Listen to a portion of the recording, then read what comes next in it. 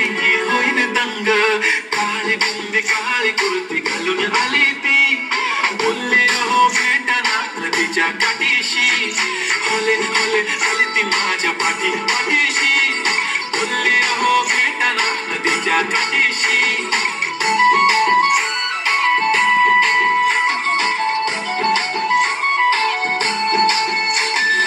नेहमीसाठी उभी राहीन तुमच्या पाठीशी, जीव सुद्धा देऊ शकते तुमच्यासाठी मी.